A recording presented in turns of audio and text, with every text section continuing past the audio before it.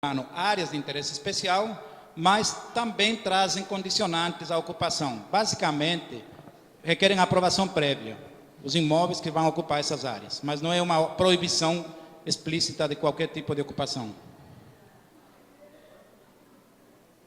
Aqui as áreas de interesse social, que deverão ser mais discutidas na audiência de sexta-feira, que fala de habitação social, certo? Elas foram criadas a partir de um estudo feito em 2001, contratado pela CEPLAN, que é o chamado PEMAS, que foi atualizado em 2005, certo? Para ser utilizado como base desse mapa de área de interesses sociais, que tem a ver, está muito relacionado com a questão de habitação social e regularização fundiária. Áreas de interesse urbanístico que trazem diretrizes específicas para preservar áreas que, como o nome já diz, têm algum interesse especial para a cidade. Basicamente, o bairro industrial, o centro, algumas quadras do centro e toda a orla marítima de Aracaju. Áreas de desenvolvimento econômico, basicamente o distrito industrial e aquela área da Rio de Janeiro, onde se localizam as lojas, né, de materiais de construção. São basicamente essas áreas propostas como o ADEM, que são basicamente as mesmas de 2000. Um pequeno ajuste, porque essa área aqui, que é ocupada por um condomínio, estava incluída como área de adensamento econômico, né? E não faz sentido um condomínio totalmente consolidado, dois prédios, na verdade, de vários pavimentos. Bom, quais são os parâmetros que determinam como uma cidade vai ser ocupada? São basicamente esses de aqui, certo? O coeficiente de aproveitamento, pode continuar, pela proposta do plano, é a divisão da área construída, total, pela área do lote, certo? Esse é o coeficiente. Agora, existem dois tipos de coeficientes, o básico e o máximo. O básico é um valor desse coeficiente em que o empreendedor pode construir até esse valor sem nenhum tipo de ônus ou pagamento adicional, certo? A partir do básico até o máximo, ele pode construir desde que pague o direito a construir, o chamado solo criado, através da denominada outorga onerosa. Ele paga um valor, que deve ser calculado conforme as normas do plano, para ter o direito de construir acima do coeficiente básico.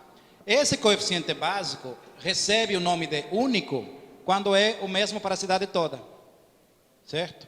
E é o caso de Aracaju, com exceção de duas áreas que eu vou explicar aqui, certo? É engraçado que a própria lei orgânica estabelece o conceito de coeficiente único, mas abre exceções. Ele diz que o coeficiente único pode ser alterado em alguns locais, para promover adensamento ou para restringir adensamento. Então, esse conceito de único e básico meio que se confunde, mas é basicamente isso. Vamos ver os valores agora. Então, esses são os coeficientes propostos hoje, certo? Dependendo das áreas do zoneamento e das áreas de interesse especial que estão ali. Vocês podem ver depois nos mapas a que partes da cidade correspondem a cada uma dessas áreas. Então, basicamente, existe um coeficiente básico, que poderíamos chamar de único, de 2. E um máximo de 3 em algumas áreas, preferencial e básico, basicamente, e de 4 até na área de interesse urbanístico 4. Na zona de expansão, que seria a zona de adensamento restrito, o valor máximo é 0,4, certo? Esse é o máximo que poderia se construir. Agora vai ficar mais claro o que significa esse 0,4 ou esse 2. Eu fiz uma comparação aqui com relação ao plano atual, que está vigente. O coeficiente de aproveitamento básico para a cidade toda hoje é 3. Então, ele cairia para 2. O máximo para as zonas de adensamento preferencial e a zona de adensamento básico, hoje, chega a 4 em alguns casos e até 6 em algumas das ZAPs.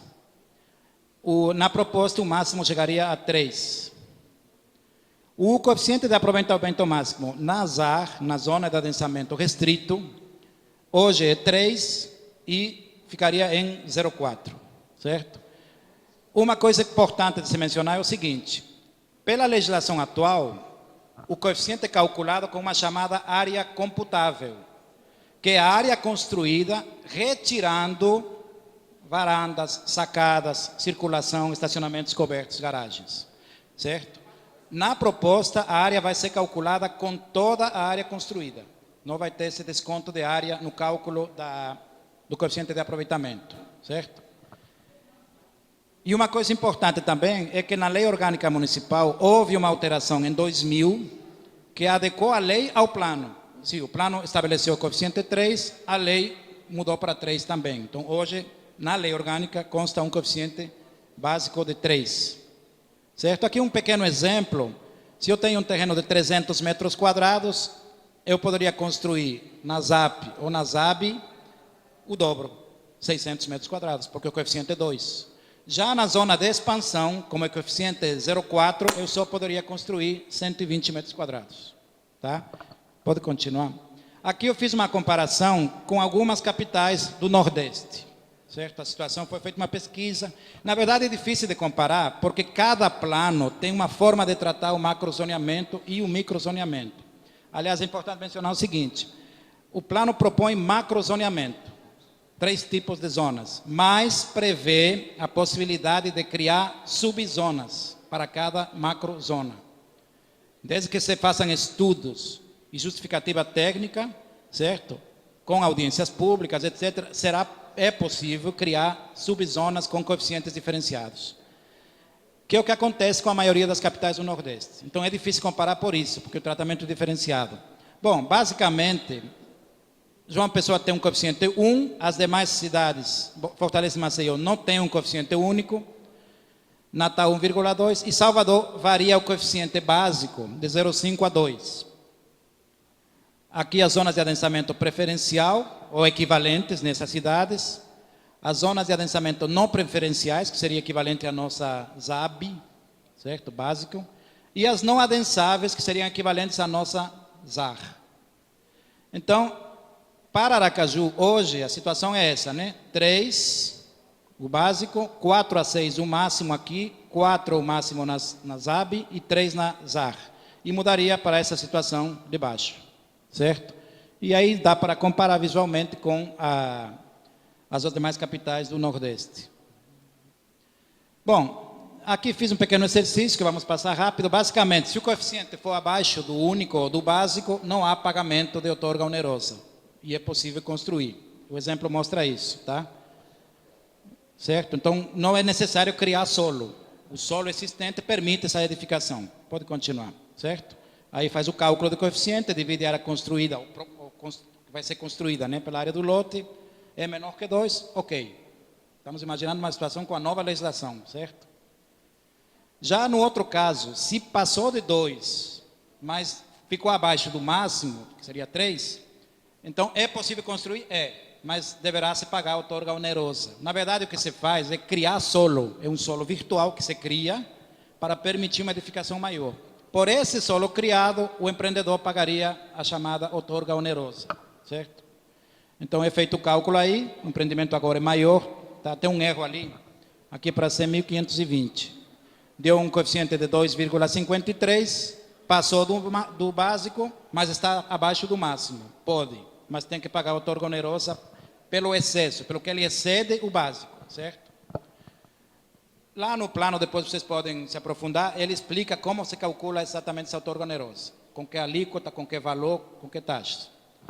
Bom, gabarito e coeficiente de aproveitamento não são a mesma coisa e, estritamente falando, não tem nada a ver uma com a outra. Por quê?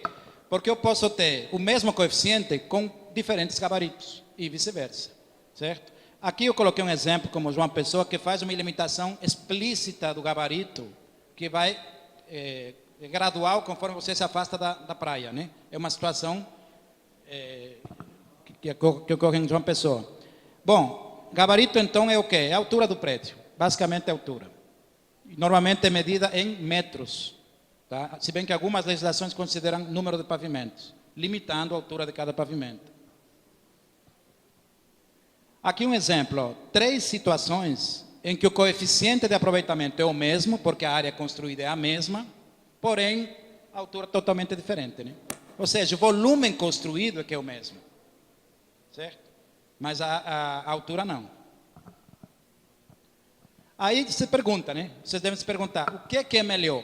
Vejam 2 situações aqui, em que A configuração é diferente, mas o adensamento ou coeficiente é o mesmo. Aí você tem que escolher, preferem morar numa situação como essa, prédios mais altos, porém mais afastados, ou prédios mais baixos, porém mais próximos. Ambos têm o mesmo coeficiente. Mais ou menos para que vocês tenham uma ideia, quem conhece o Rio de Janeiro, aqui estaremos falando de Copacabana, na verdade com prédios um pouco mais altos, né? E aqui da Barra da Tijuca. Certo? Na Copacabana você tem prédios de 8, 10, 12 pavimentos, um colado no outro. Na Barra tem prédios de 25, 30, bem afastados um do outro. Certo? Mais ou menos essa comparação. Pode continuar. Bom, aqui exemplos de um lote que seria um meio quarteirão, 5.000 metros quadrados. Então, com coeficiente 2, dá para ter todas essas configurações aqui. Ó. Certo? Você pode levantar mais altura, reduzindo a área ocupada no lote. Aqui estaria um exemplo com coeficiente 3.